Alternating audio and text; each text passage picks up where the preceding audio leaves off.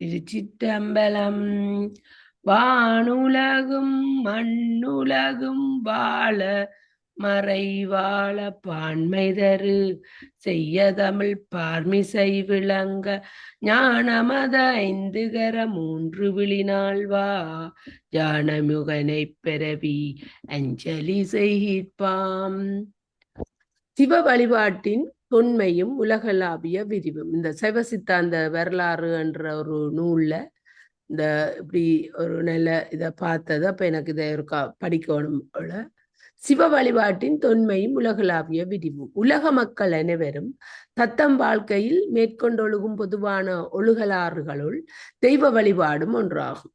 மக்கட்கூட்டத்தார் தாம் பிறந்து வாழும் நாடுகளின் வெட்பதற்ப அமைப்புக்கும் பிற சூழ்நிலைகளுக்கும் ஏற்ப வடிவாளும் நிறத்தாலும் கலை நாகரிகம் முதலியவற்றாலும் அறிவின் திறத்தாலும் படிப்படியே வளர்ச்சி பெற்று வந்துள்ளனர்.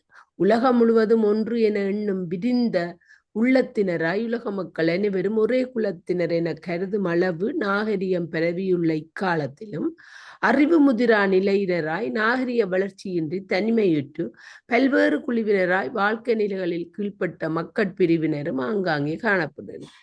நாகரிகம் பெற்றார் பெறாதார் ஆகிய எல்லா மக்களிடையேயும் தம்மை பாதுகாத்த அருள் புரியும் தெய்வம் ஒன்று உண்டு என்ற என்னும் நம்பிக்கை நெடுங்காலமாக நிலை பெற்று வருகின்றது. ஆகவே தெய்வங் கொள்கை என்பது நாடு மொழி இனம் என்னும் வேறுபாடின்றி மக்கட்குலத்தார் அனைவருக்கும் இயல்பாக தோன்றுவது ஓர் உணர்வு என கொள்ள வேண்டியுள்ளது. காணப்படும் இவ்வுலகில் எண்ணிறந்த அனைத்து உயிர்களும் தமக்கு ஏற்ப உடம்புடன் நிலைபெற்று வாழ்வதற்கு இன்றியமையாதது உணவாகும். மண்ணுயிர்கள் உடம்போடு கூடி வாழ்வதற்கு இன்றியமையாத உணவினும் சிறந்ததாக மக்கட்குலத்தாரால் கருதத்தகுவது தெய்வ கொள்கையே ஆகும்.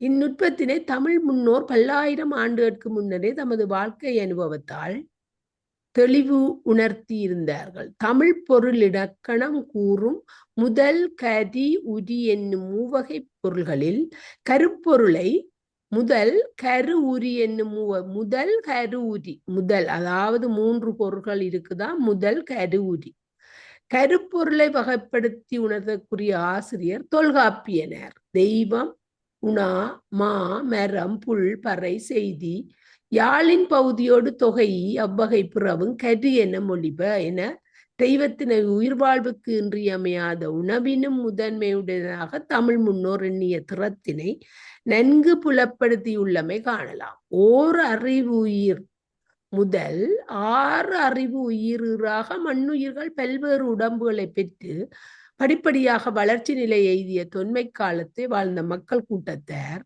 கடல் கோள் புயல் நிலநடுக்க முதலாகிய இயற்கை பொருள்களால் நேரும் இடையூறுகளையும் புலி முதலிய கொடிய விலங்கினங்களாலும் பாம்பு முதலிய நச்சுயிர்களாலும் நேரும் இடர்களையும் எண்ணி பெரிதும் அஞ்சினர். இவ்விடையூறுகளை போக்குவதற்கு தம்மால் அன்புடைய ஆற்றலுடைய யாரேனும் துணை செய்ய மாட்டார்களாயின தம்மினும் மேலானது ஒரு பொருளின் துணையை நாடினர். இவ்வாறு மக்கள் உள்ளத்தே தோன்றிய அச்சத்தினாலும் உயிர் பண்பாகிய அன்பினாலும் எல்லா உயிர்கட்கும் துணை புரியும் தெய்வம் என்பது ஒன்று உண்டு என்னும் உணர்வு மன உணர்வினராகிய மக்களது மனத்தகத்தை அரும்பி தோன்றியது.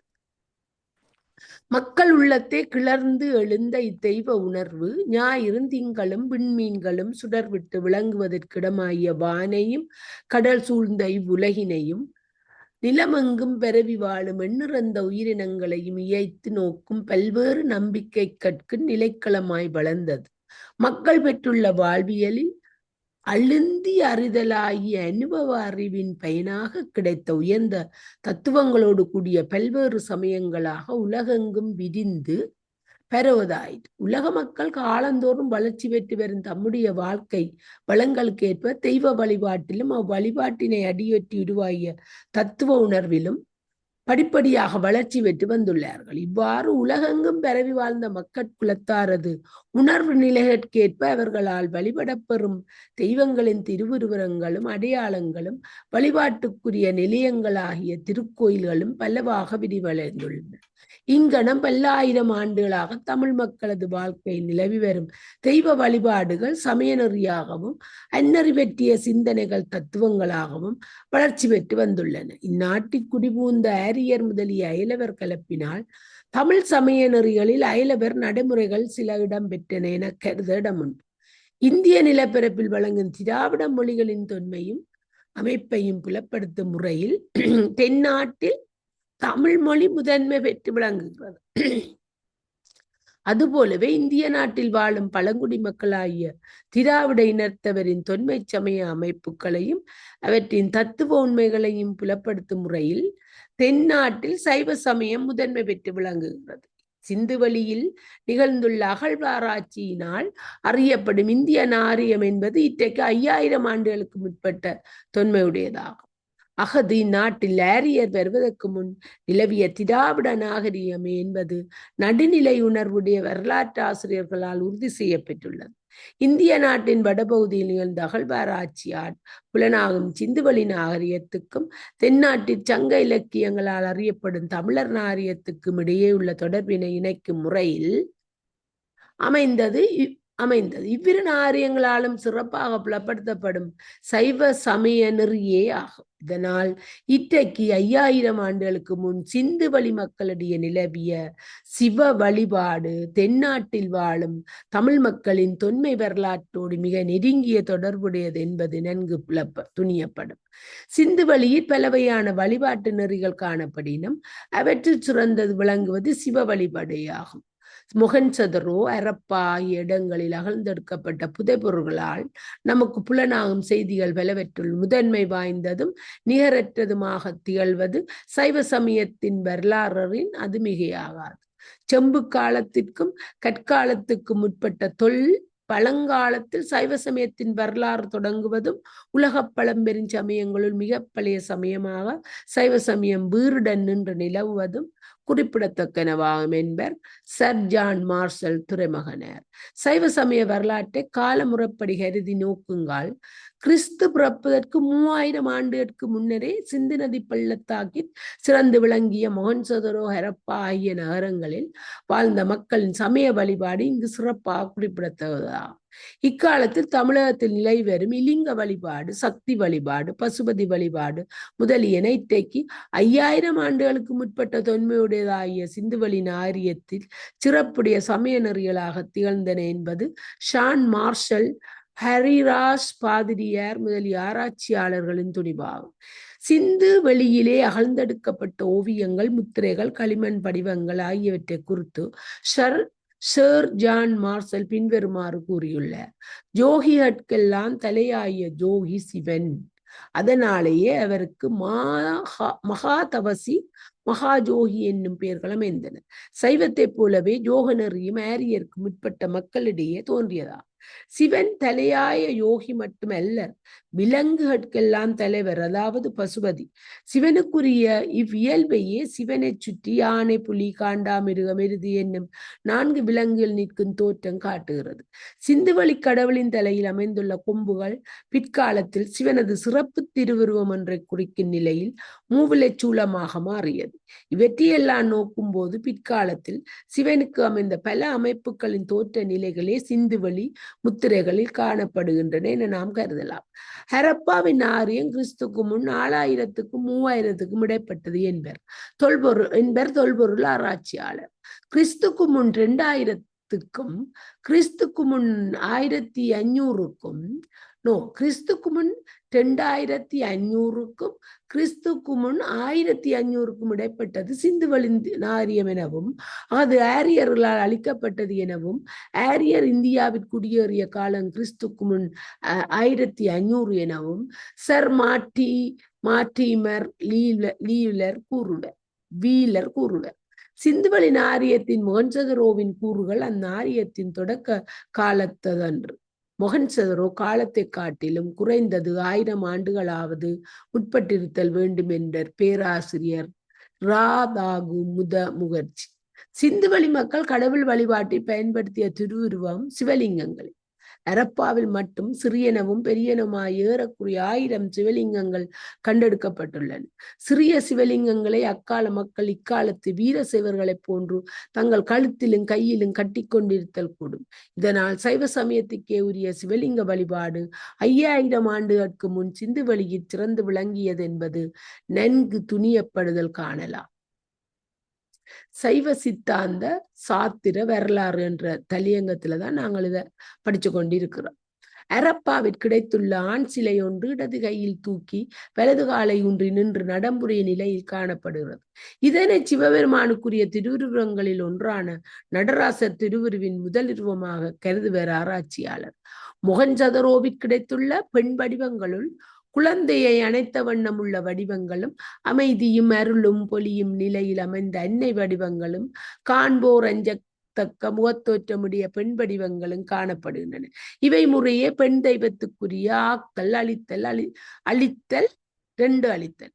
ஆக்கல் அழித்தலண்டா கொடுக்கிறது, அழித்தலண்டா அழிக்கிறது, இல்லாமல் செய்கிறது என்னும் முத்தொழில் புரியும் சக்தியின் நிலையை குறிப்பென எனவும் பிற்காலத்தில் இந்து சமயத்தின் திராவிட குறா விளங்கும் சக்தி வழிபாட்டின் மூலக்கருவாக சிந்துவெளியின் தாய் தெய்வ வழிபாடு விளங்குகின்றது எனவும் மோனியர் வில்லியம் என்ற அறிஞர் கூறுவார். சிந்துவெளியில் கண்டெடுக்கப்பட்டுள்ள சில பொருள்கள் காணப்படும் எழுத்துக்குறிகள் தமிழ் அமைப்புகளுடையனவாக உள்ளனவும் அவை மலை, மூன்று, கண், நண்டூர், வேலூர், குரங்கர், மீனவர் முதலிய சொற்களை குறிக்கின்றனவும் பேரான் எண்ணால் 3 கண் என்பன சிவனை குறிக்கின்றனவும் கருதுவர் உரீராஸ் பாதிரியர். மொஹஞ்சதரோவில் கிடைத்துள்ள சுண்ணாம்புக்கல் முத்திரை ஒன்றில் யோகியின் உருவத்தின் இருமருங்கிலும் நாகர் இருவர் மண்டியிட்டு வணங்கும் உருவம் பொறிக்கப்பட்டிருத்தலால் மிக பழங்காலத்தில் சிவ வழிபாடு நாக வழிபாட்டுடன் தொடர்புடையதாய் உருவாகியது என்பது உய்த்துணரப்படும் என்பர் ஆராய்ச்சியாளர். சிந்துவெளியில் வாழ்ந்த மக்கள் வழிபட்ட தெய்வங்களாக முதற்கண் தாய் தெய்வத்தையும் அடுத்தபடியாக மும்முகமுடைய கடவுளையும் மூன்றாவதாக சிவலிங்கத்தையும் சர் ஜான் மார்சல் என்பார் முறைப்படுத்தி கூறியுள்ளார். ஒரு ஹெடிங் பெருமண்டு பார்த்து நான் படிச்சோண்டே இருக்கிறேன், வேறது இல்ல, நீங்க படியுங்க. படிங்க ஒரு ஹெடிங் வேறது இல்ல. பண்டை திராவிட மக்களில் பெரும்பாலோர் தாய் வழி உரிமையாகிய தாய் முறையினையே கடைபிடித்தனர் எனவும் அது காரணமாகவே திராவிட மக்களிடையே தாய் தெய்வ வழிபாடு பெருவழக்காய் இருந்தது எனவும் கூறுவர் சமூகவியல் அறிஞர். பெற்றோர் வழியே பிள்ளைகள் பெறும் பொருளுரிமை தாயம் என்ற சொல்லாட் சங்கச்செய்யுட்களில் வழங்கி காண்கின்றோம். தாயம் என்ற இச்சொல் தாய் என்ற சொல்லின் அடியாக பிறந்தது என்பது இங்கு கருதத்தகுவதாகும். சங்ககால தமிழர் நாகரிகத்திற்கும் சிந்துவெளியில் வாழ்ந்த மக்கள் நாகரிகத்துக்கும் இடையே சமய வழிபாடு பற்றிய தொடர்கள் மிக நெருக்கமாயுள்ளன. தமிழகத்தில் தொன்று தொட்டு நிலை பெற்று வரும் சக்தி வழிபாடும் இத்தொடர்பினை உறுதிப்படுத்தும் சான்றுகளாக அமைந்துள்ளன. சிந்துவெளியில் அகழ்ந்தெடுக்கப்பட்ட பொருட்களில் வரைய பெற்றுள்ள எழுத்து குறிப்புகள் தமிழோடு தொடர்புடையனவாக ஆராய்ச்சியாளர்களால் கருதப்படுகின்றன. சிந்தனைக்கரிய சிவப்பெரும்பொருளை மன்னுயிர்களின் சிந்தையில் சுடர்விட்டு விளங்கும் சோதி பொருளாக வைத்து வழிபடும் நிலையில் முன்னைத்தவம் பெறும் செல்வர்களால் 1000 ஆண்டுகளுக்கு முன் கண்டு வழிபடப் பெற்ற தொன்மை வாய்ந்தது சிவலிங்க திருவுருவாகும். சிவலிங்கத்தின் அடிப்பீடமாகிய வட்டக்கல் மண்ணுயிர்களின் நெஞ்ச தாமரையினையும் அதன் நடுவே நாட்டப்பெற்று தூண்வடிவில் நிமிர்ந்து தோன்றும் பானம் நெஞ்சத்தாமரையின் உள்ளிருந்தெழும் சோதியாய் சுடர்விட்டொளிரும் சிவப்பெரும்பொருளையும் குறிக்கும் அடையாளங்கள் காண்பார்க்கும் சோதியாய் சிந்தையுள்ளே தோன்றுமே. காரைக்காலம்மையார் அற்புத திருவந்தாதி இல்ல சொல்லி இருக்கிறார். ஏதுக்களாலும் எடுத்த மொழியாலும் இக்கும் சோதிக்க வேண்டா சுடர்விட்டுள்ள எங்கள் சோதி மனத்துள் மாயனை மாசறு சோதியை இறந்து உருக என்மெனத்தே எழுகின்ற சோதியே என வரும் திருமுறை தொடர்கள் உலக முதல்வனாகிய இறைவன் மண்ணுயிர்களின் மனத்தகத்து எழுஞ்சோதியாக திகழும் மாண்பினை நன்கு வலியுறுத்தல் காணலாம். அலகில் சோதியனாகிய முதல்வனை அகத்தே ஒளியுருவிற்கண்டு வழிபடும் அகப்பூசை முறைமையினை மாதினையோர் கூறுகந்தாய் காதன்மையான் தொழுமடியார் நெஞ்சினுள்ளே கன்றாப்பூர் நடுதறியை காணலாமே என்னும் திருத்தாண்ட திருப்பதிகத்தில் திருநாவுக்கரசர் தெளிவாக அருளி செய்துள்ளார். உயிர்களின் நெஞ்ச கமலத்தை கேளில் பரஞ்சோதியாய் கிளர்ந்து தோன்றும் சிவப்பெரம்பொருளை தம் மெனத்தகத்தை கண்டு வழிபட்டு மகிழ்ந்த தவப்பெருஞ்செல்வர்கள் தாம் கண்ட தெய்வ காட்சியை உலக மக்கள் எல்லோரும் புறத்தை கண்டு வழிபட்டு உய்தி பெறுதல் வேண்டும் என்னும் உயர்ந்த குறிக்கோளுடன் புறத்தை அமைத்துக் கொண்ட திருவுருவமே சிவலிங்க திருமேனியாகும். சிவலிங்கத்தின் அடிப்பிடம் உயிர்களின் நெஞ்சத்தாமரையின் உருவாகவும் அதன் நடுவே சுடருருவில் நிமிர்ந்து தோன்றும் பானம் காண்டற்கரிய கடவுள் தீவண்ணனாக சுடர்விட்டொளிரும் நிலையை புலப்படுத்தும் அருவமாகவும் திகழ்தலால் சிவலிங்கம் இறைவனுக்குரிய அருவுருவ திருமேனி ஆயிற்று. சிவ வழிபாட்டின் தொன்மை உலகளாவிய விரிவு இந்நுட்பம் சோதியாய் தோன்றும் உருவமே அருவாம் ஒருவனே என திருவாசக தொடரால் இழிந்து புலனா. எத்தகையோரும் காண உண்ணாத அருவ நிலையில் உள்ள இறைவனை அன்புடையார் எல்லோரும் புறத்தை அடையாள உருவில் அருக்குறியாக கொண்டு வழிபாடு செய்தற்கு ஏற்ற வண்ணம் அருவமும் உருவமாகிய இருதிறமும் விரவிய நிலையில் அமைந்த அருவுருவ திருமேனி ஆகிய உலக மக்கள் எல்லாராலும் போற்றி வழிபடப்படுவதாயிற்று. இன்னவுரு இன்ன நிறம் என்று அறியவண்ணாத இறைவனை அகத்திலும் புறத்திலும் வழிபட்டு உய்தி பெறுதற்குரிய அருவுருவ திருமேனி ஆகிய சிவலிங்கம் காணவண்ணாத அருவினுக்கும் காணப்படும் உருவினுக்கும் காரணமாக திகழ்வது காத்த தொழிலனாகிய திருமாலும் படைத்த தொழிலனாகிய நான்முகனும் தம்முள் மாறு கொண்டு இகழிய நிலையில் மெனத்துக்கும் மாற்றத்துக்கும் முதல்வராகிய அவ்விருவரும் முறையே அடியும் முடியும் தேடியும் காண உண்ணாத வாறு நீண்ட தளர்ப்புலம்பாய் தோன்றியதும் அவ்விருவரும் தம் முனைப்பு அடங்கி நாணி அன்புடையராய் வழிபட்ட போது அத்தளல் நடுவே இங்குட்டேன் என்று இலிங்க வடிவில் தோன்றியதும் ஆகிய பழம் செய்திகள் இலிங்க புராணத்தை கூறப்பட்டன. செங்கனானனும் பிரமனும் தம்முள்ளே எங்கும் தேடித் திரிந்தவர் காண்கிலர் இங்குற்றேன் என்று இலிங்கத்தே தோன்றினான் பொங்கு செஞ்சடை புண்ணியமூர்த்தியே எனவரும் இலிங்க புராண திருக்குறுந்தொகை அட்டமூர்த்தியாகிய இறைவனை அழல் நிறவண்ணனாக கொண்டு போட்டும் சிவலிங்க திருவுருவ அமைப்பினை இது இனிது புலப்படுத்துவதாகும்.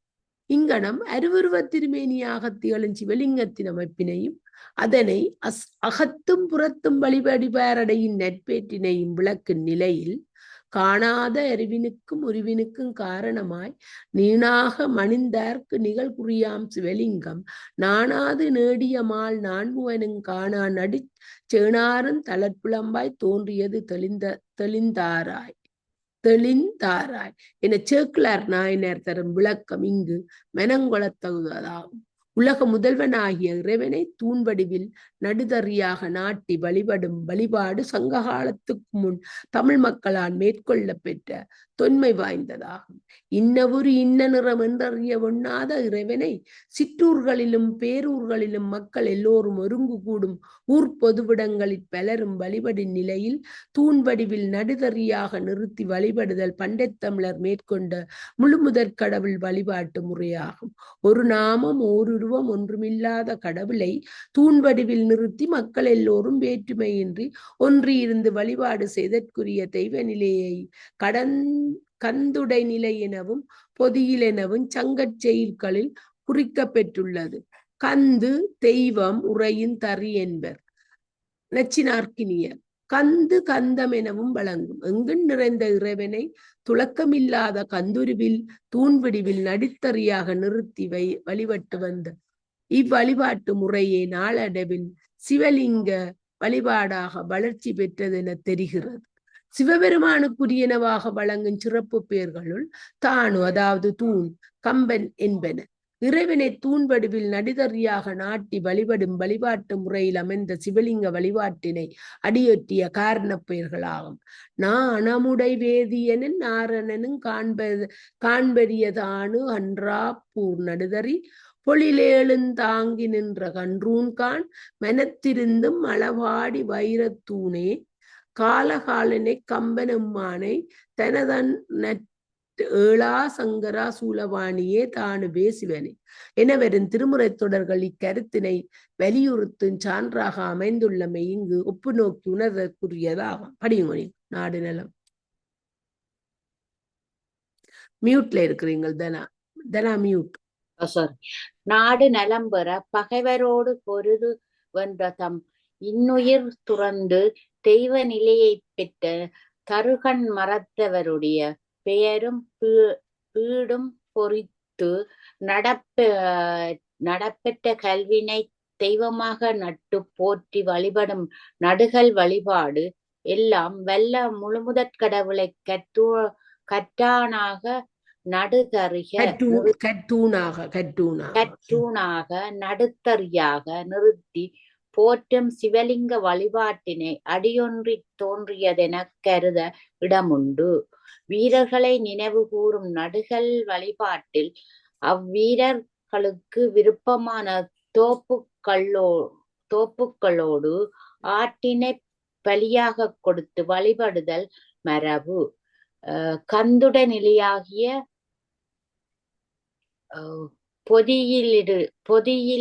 பொதியிலில் நிகழும் சிவலிங்க வழிபாட்டில் எவ்வுயிர்க்கும் உயிராய் உள்நின்று அருள் சுரக்கும் பொருளாளனும்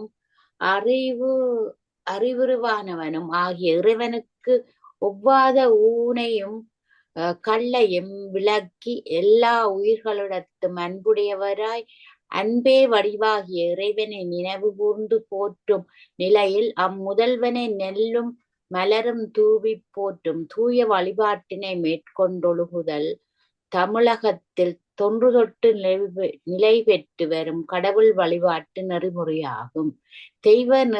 தெய்வ நிலை பெற்ற வீரர்க்கு ஊனும் கள்ளும் படைத்து போற்றும் நடுகல் வழிபாடும் உயிர்ப்பலியின்றி நறுமலர் சூவி போற்றும் கடவுள் வழிபாடும் ஆகிய இவ்விரு திற வழிபாடுகளும் நாட்டுப்புறங்களிலும் நகர் நடுவிலும் சங்ககாலத்து சிறப்பிடம் பெற்றிருக்கின்றன என்பதும் மறுகுடியில் தோன்றிய மக்கள் தமக்கு சிறப்புடைய தெய்வ வழிபாடாக நடுகல் வழிபாட்டினை மேற்கொண்டனர் என்பதும்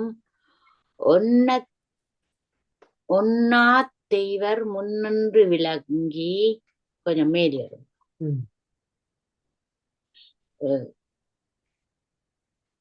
ஒன்னா தெய்வம் முன்னின்று விளங்கி ஒளிரேந்து மறுப்பிற்களிந்து வீழ்ந்தென கல்லே பரவினல்லது நெல்லு குத்து பரவும் கடவுளும் இளமே என மறுக்குடியினர் தாம் அணியும் பூவும் உண்ணும் உணவும் தமக்கு பணி செய்யும் குடியும் வணங்கும் தெய்வமும் பற்றி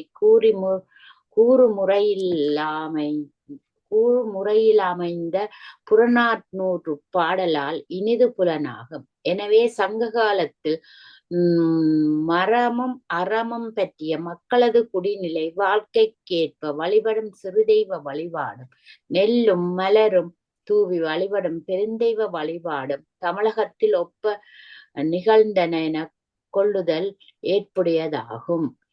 இருளிலும் குளிரிலும் கடும் வெயிலும் அகப்பட்டு அல்லலுற்று பண்டைக்கால மக்கள் இருள் நீங்க ஒளி விளங்கும் செஞ்ஞாயிற்றினையும்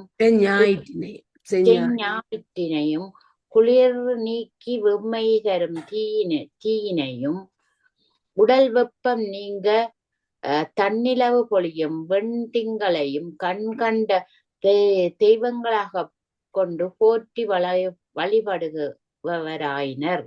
ஞாயிறு திங்கள் தீ என்னும் இயற்கை பொருள்களை தெய்வமாக கருதி வழிபடும் ஒளி வழிபாடுகளுள் முதற்கண்ணாதாகிய ஞாயிறு வழிபாடு என்பது உலகிற்பல சமயத்தாராலும் பன்னெடுங்காலமாக மேற்கொள்ளப்பட்டு வரும் பொதுமை வாய்ந்ததாகும். இவ்வுண்மை உலக உவப்ப வலநேர்வு திரிதரும் பலர் புகழ் ஞாயிறு கடற்கண்டா அங்கு ஓவர விமைக்கும் விளங்கவிரொளி எனச் செம்புலப் புலவராகிய நக்கீரனார் தம்மாற் போற்றப்பெறும் முருகப்பெருமானது திருமேனியின் பேரொளிக்கு உவமையாக எடுத்தாலும் ஞாயிற்றினை பலர் புகழ் ஞாயிறு என அடை கொடுத்து ஓதினமையால் இனிது புலனாகும். பலர் புகழ் ஞாயிறு என்னும் இத்தொடர்க்கு எல்லா சமயத்தாரும் புகழும் ஞாயிறு என நச்சினார்க்கினியர் பொருள் வரைந்துள்ளார். ஆசிரியர் தொல்காப்பியனாரும் தெய்வம் சுட்டிய பெயர்நிலை கிளவிகளுள் ஒன்றாக ஞாயிறு என்னும் பெயரை குறித்துள்ளார். எனவே ஞாயிறு வழிபாடு என்பது உலகம் முழுவதும் பரவி வாழும் எல்லா சமயத்தாராலும் மேற்கொள்ளப் பெற்று வரும் பெருமை வாய்ந்ததாக பண்டை தமிழ் மக்களால் பொதுமை வாய்ந்ததாக பண்டை தமிழ் மக்களால் கொள்ளப் பெற்றது என்பது நன்கு புலனாகும். பகல் செய்யும் ஞாயிற்றையும் இரவில் தன்னொளி பரப்பும் திங்களையும் கடுங்குளிரையும் நீக்கி உணவினை பதம் செய்யும் தீயினையும் தெய்வமாக கருதி போற்றும் இயற்கை பொருள் வழிபாடு உலக மக்களிடையே முதல் தோன்றியிருத்தல் வேண்டும் என்பது உலகிற் பல நாடுகளிலும் நிலவி வரும் தொன்மை வழிபாட்டு முறைகளால் நன்கு துணியப்படும். மண்ணுயிர்களுக்கு ஆக்கமும் அழிவும் நல்கும் ஆற்றல் வாய்ந்த ஞாயிறு திங்கள் தீ வழி மழை முதலிய இயற்கை பொருட்களையே தெய்வமென கொண்டு வழிபட்ட பண்டைக்கால மக்கள் உலக இயக்கத்தினை கூண்டுணரும் அறிவும் இயற்கை பொருட்களால் அவ்வப்பொழுது நேரு முடர்களில் இருந்து தப்புவதற்குரிய ஆற்றலும் தம் உள்ளத்து கிளந்தொழுந்த நிலையில் இப்பொருள்களில் அவற்றையும் தன்னகத்து அடக்கி உள்ள அண்டத் தொகுதியினையும் உலகப் பரப்பில் வாழும் மண்ணுயிர் தொகுதியினையும் இயக்கி நிற்பதொரு முழு முதற் பொருளாகிய தெய்வம் ஒன்றுண்டு எண்ண தெளிவினை பெறுவாராயினர். இந்நிலையில் முன்னர் வழிபடப் பெற்ற ஞாயிறு திங்கள் தீ முதலிய இயற்கை பொருட்கள் அனைத்தும் உலகு உயிர்கள் எல்லாவற்றையும் உயிர்க்குயிராய்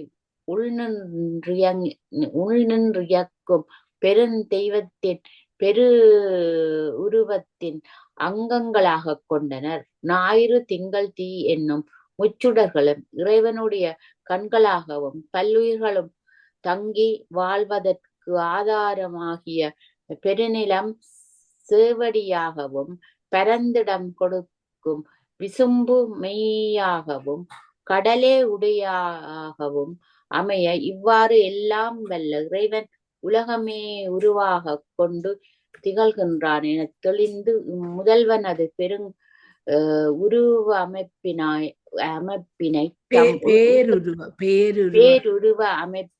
தம் உள்ளத்திற்கொண்டு வழிபடுபவராயினர். இத்தகைய பெருந்தெய்வத்தில் பேருருவ வழிபாட்டினை விளக்கும் நிலையில் அமைந்துள்ளது.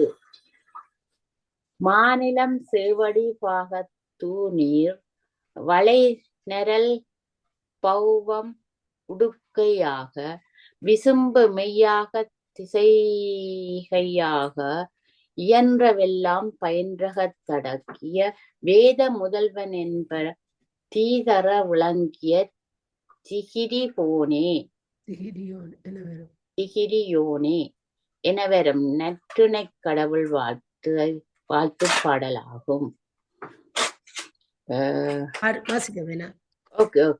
காண்டற்கு அரிய கடவுளை உயிர்களின் அகத்தும் உலகின் பிறத்தும் ஒளியுருவில் வைத்தும் வணங்கும் வழிபாடு நம் நாட்டில் 500 ஆண்டுகளாக நிலவி வருகின்றது.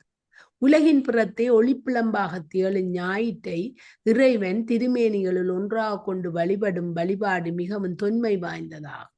எல்லாம் வெல்ல சுயருமான் நிலம் நீர் நெருப்பு வழி விசும்பு ஞாயிறு திங்கள் ஆன்மா என்னும் எண்பொருள்களையும் தனக்குரிய திருமேனியாக கொண்டு திகழ்தலின் அம்முதல்வனுக்கு அட்டமூர்த்தி என்னும் பெயர் வழங்குவதாயிற்று. அட்டமூர்த்தி அழகன் நிலம் நீர்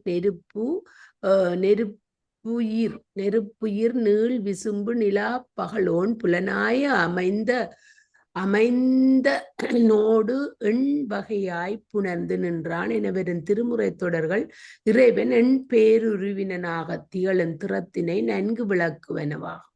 சேருமானுக்குரிய எண் பேருருவங்களில் எல்லாரும் காண முதன்மை பெற்று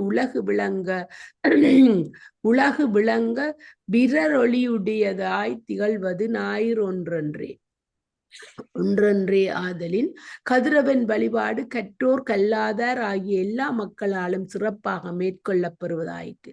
இது குறித்தே பகலவன் வணக்கத்தின் மேலதான காயத்ரி மந்திரமாகிய இதனையே வேதியர் பலரும் காலை நண்பகல் மாலை என்னும் 3 பொழுதுகளிலும் ஓதி சிறப்பாக வழிபாடு செய்ய காண்கின்றோம்.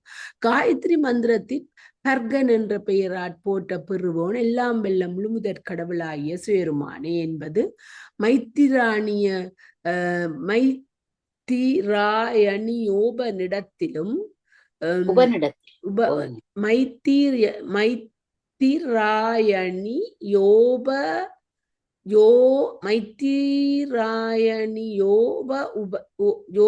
உபனிடத்திலும் வடமொழி அமர நிகண்டிலும் தெளிவுறுத்தப் பெற்றுள்ளது இந்நுட்பம்.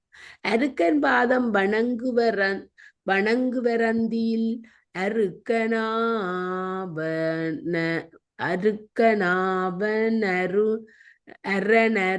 அரனுருவல்லனோ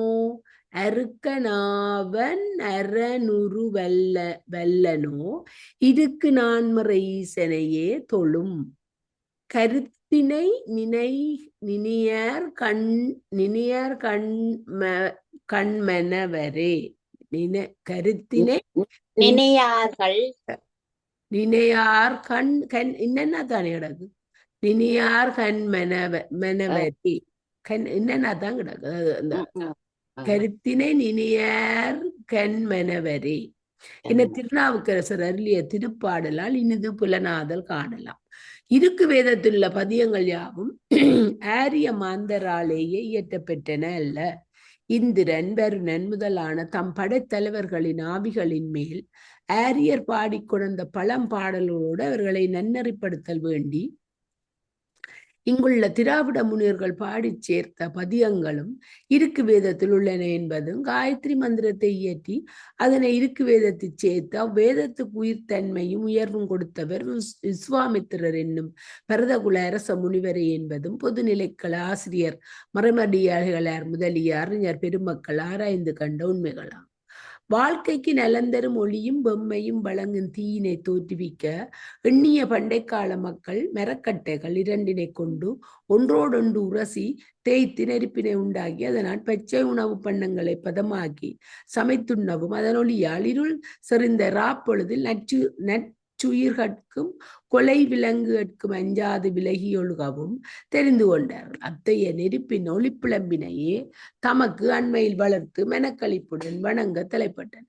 பெரிய மரத்தின் நிழலில் வட்டமாக குழியினை தோண்டி அதன் கண் தீயினை வளர்த்து அதற்கு நெற்பொரியும் மலரும் தூவி வழிபட்டனர்.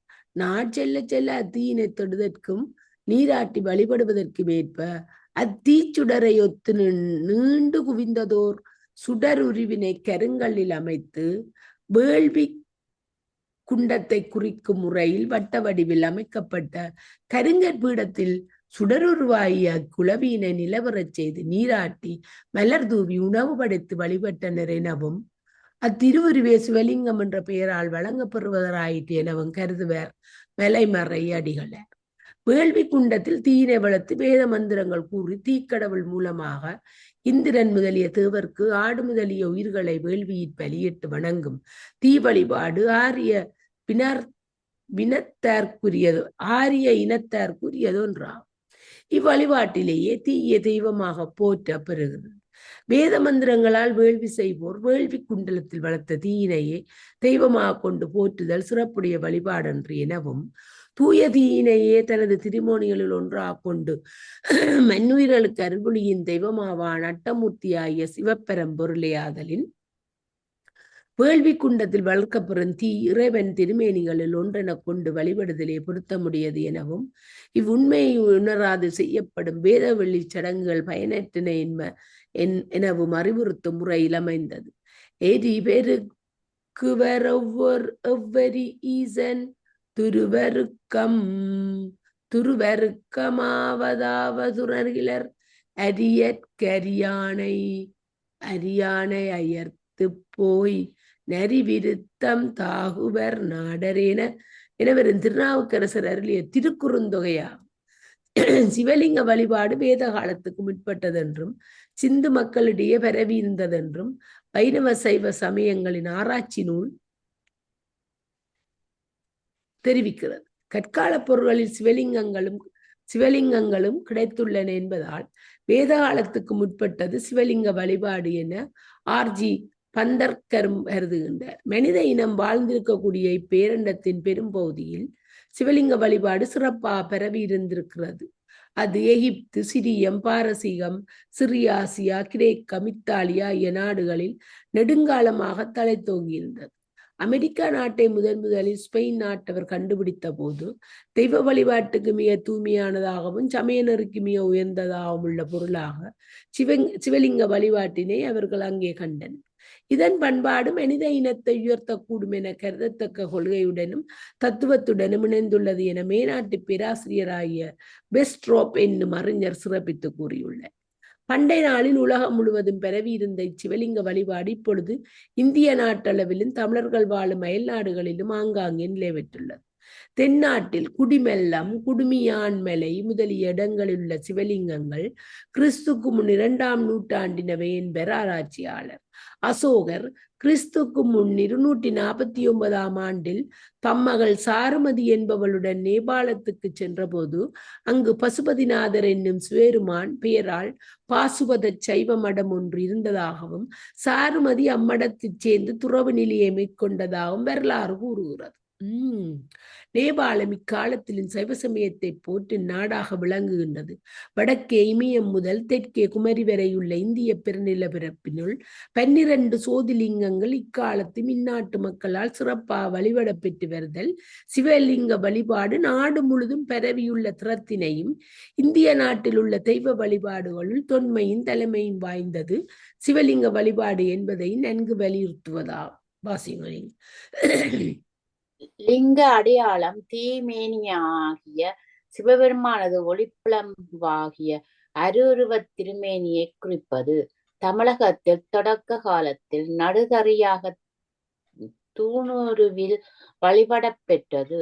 அண்டம், பிண்டம், அண்டம் ஆகிய அனைத்திலும் அகண்டம், அகண்டம் ஆகிய அனைத்திலும் அறியாமை இருளை நீக்கி ஞான ஒளி பரப்பும் சோதி பிளம்பாக கருதி வழிபடப் பெறுவது இவ்வுண்மை வடமொழியில் உள்ள லிங்க புராணத்திலும் திருநாவுக்கரசர் அருளிய லிங்க புராணத்து திருக்குறுந்தொகையாலும் இனிது விளங்கும். சைவ சமயத்தில் பிறந்து சிவபெருமானை வழிபட்டு வந்த தாய் தந்தை ஆகியோருக்கு தவப்புதல்வராக தோன்றியவர் தாதாகதர் என்னும் சிறப்பு பெயரினராகிய புத்தர் பெருமான். இவர் குழந்தையாயிருந்த போது தம் தந்தையாருடன் சிவபிரான் கோயிலுக்கு சென்றதாக பழைய கல்வெட்டொன்று கூறுகின்றது. கௌதம புத்தராகிய இவர் தமது அரச வாழ்வினை துறந்து மன்னுயிர்கள்பால் அருளுடையவராய் உலகமுய்ய அறிவுரைகளை உபதேசித்து வந்தார். ஆரிய பார்ப்பனர் வேட்டு வந்த உயிர்கொலை வேள்விகள் நிகழவொட்டாமல் தடுத்து அருளொழுக்க நெறியினை விரைந்து பரவச் செய்தார் என்பது வரலாறு. புத்த சமயத்தினை இந்திய நாட்டிலும் கடல் கடந்த வெளிநாடுகளிலும் பரப்பிய வேந்தர் பெருமானாகிய அசோகன் சிவபெருமானையே வழிபட்டவன் என்பது வின்சென்ட் ஸ்மித் என்னும் வரலாற்று ஆசிரியர் கூற்றால் இனிது விளங்கும். ஆரியர் இந்திய நாட்டில் குடிபுகுந்தற்கு நெடுங்காலத்துக்கு முன்பே சிவலிங்க வழிபாடு சிறந்து விளங்கியதென்பதற்கு பஞ்சாப் மாநிலத்தில் அரப்பா, முகுந்தரோ ஆகிய இடங்களில் அகழ்ந்தெடுக்கப் பெற்றுள்ள சிவலிங்கங்களே சான்றுகளாக உள்ளன. இந்நாட்டிற் குடிபுகுந்த ஆரியன் முன்னோர்கள் தீ, மின்னல், இடி, மழை முதலிய அஞ்சத் வியத்தகும் இயற்கை பொருட்களையும் தம் குல முன்னோராகிய இந்திரன் முதலியோரையும் தெய்வமாகக் கொண்டு தம் முன்னோர் பாடிய பாடற் தொகுதியாகிய வேத மந்திரங்களால் பல வகை வேள்விகளைச் செய்து அவ் வேள்விகளிற் பசு ஆடு முதலிய விலங்கினங்களைக் கொன்று பலியாக இட்டு வழிபட்டனர். வேத நெறிப்படி ஆரியர்கள் நிகழ்த்திய இவ்வேள்விகள் யாவும் உலகிற்கு முழுமுதற் கடவுள் ஒன்றே என்னும் மெய்யுணர்வின் திறத்தாற் செய்யப்பட்டன அல்ல. பல பகைவர்களால் தமக்கு நேரும் அச்சங்காரணமாகவும் தமது பகைவரை அழித்து இவ்வுலகிற் பல்வேறு நுகர்ச்சிகளையும் தாமே பெற்று மகிழ்தல் வேண்டும் என்னும் ஆசை காரணமாகவும் செய்யப்பட்டனவே. ஆரிய தம் நாட்டிற் குடியமர்ந்த நிலையில் மக்கள் தாம் பெற வேண்டிய பதவிகளை விரும்பி பசு ஆடு முதலியவற்றைக் கொன்று ஊனும் கள்ளும் படைத்து செய்யப்படும் வேள்விகளை இந்நாட்டிற் தோன்றிய அருளாளர்களாகிய கௌதம புத்தர், மகாவீரர் முதலிய பெருமக்கள் கடுமையாக இருந்தனர். அப்பெருமக்கள் கொலை வேள்விகளைக் கண்டித்து மக்களுள்ளதே மெய்யுணர்வு எல்லா உயிர்க்கும் இன்னல் செய்யாமை ஆகிய அருளொழுக்கமும் நிலைபெறச் செய்தனர். உயிர்கொலை சூழும் வேத வேள்வியைக் கண்டிக்கும் நிலையில் அப்பெருமக்களால் வடநாட்டில் அறிவுறுத்தப் பெற்ற தத்துவக் கொள்கைகள் முறையே பௌத்தமும் சமணமும் ஆகும். வடநாட்டு புத்த சமண மதங்களின் தாக்குதலால் வலிவிழந்த ஆரியர்களிற் சிலர் தென்னாடு போந்து எழுதாக்கிழவியாகத்தாம் ஓதி வரும் வேத மந்திரங்களின் பயிற்சியினால் தமிழ் வேந்தர்களால் நன்கு மதிக்கப் பெற்று இராசசூயம் முதலிய வேள்விகளைத் தமிழகத்திலும் செய்யத் தொடங்கினர். இந்நிலையில் வடநாட்டிற் தோன்றிய புத்த மதத்தினைப் பின்பற்றிய சான்றோர்களும் சமண மதங்களைப் பின்பற்றிய சான்றோர்களும் தமிழகத்திற் சிற்றூர்களிலும் பேரூர்களிலும் நிலை கொண்டு அருட்பண்புக்கு மாறாக ஆரியர்கள் நிகழ்த்தும் வேத வேள்விகளைக் கண்டித்துரைப்பாராயினர். இவ்வாறு வடநாட்டிலும் தென்னாட்டிலும் வேத வேள்விகட்கும் கடுமையான எதிர்ப்பு தோன்றுதலைக் கண்ட ஆரியர்கள் வேத நெறிப்படி வேள்விகளைச் செய்யும் வைதிக நெறியே தமக்குரியது எனக் கொண்ட தமது கோட்பாட்டினைச் சிறிது மாற்றிக் கொண்டு உலக உயிர்களை உள் நின்றியங்கும் முழுமுதற் பொருள் ஒன்று உண்டு என அந்நாட்டு முன்னோர் வலியுறுத்திய தெய்வ கொள்கைகளையும் உடன்பட்டு ஏற்றுக்கொண்டனர் எனத் தெரிகின்றது. வேதம் அனாதி எனவும் அதன் கண் விதிக்கப்பட்ட வேள்விச் சடங்குகளை இம்மை மறுமை என் பங்குகளைத் தரவல்லன எனவும் கூறி வந்த வைதிக சமயத்தார் புத்த சமண மதங்களால் வேத வேள்விச் சடங்குகள் கடுமையாக மறுக்கப்பட்ட நிலையில் வேள்வியிற் பசுக்கொலைகளை பெரிதும் தவிர்க்க முயன்றனர். வேதங்கள் சிவபெருமானால் அருளிச் செய்ய பெற்றனவே எனவும் சிவபெருமானை முழுமுதற் கடவுளாகக் கொண்டு ஊன் பயிலாத தூய வேள்வியை செய்தலே எல்லா நலன்களையும் தரும் எனவும் சிவனை முழுமுதற் பொருளாகக் கொண்டு செய்யப்படும் வேள்வி நெய்யினால் வேட்கப்பெறும் ஊன் பயிலா வேள்வியாய் அமைதல் நன்றெனவும் கொண்டனர். தம் கொள்கைகளை எதிர்த்த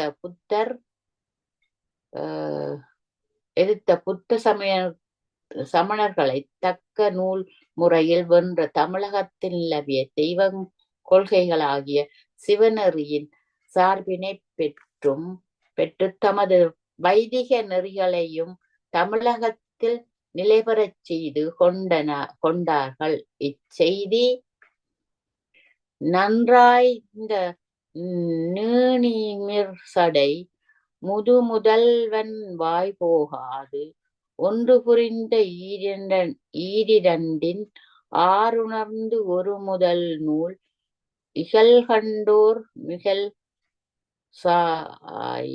சாயார் மெய்யென்ன பொடியுணர்ந்து பொய்யோராது மெய்கொளீர் மூவேள் துறையு முட்டின்று போகிய உரைசால் சுரப்பின் உறவோர் மகிழ்க நிலைக்கொத்த நின் துணையியர் நீர்நாண நெய்வழங்கியும் எண்ணான பலகேட்டும் மண்ணானைப் புகழ்பரப்பியும் அருங்கடிப் பெருங்காலை விருந்துட்ட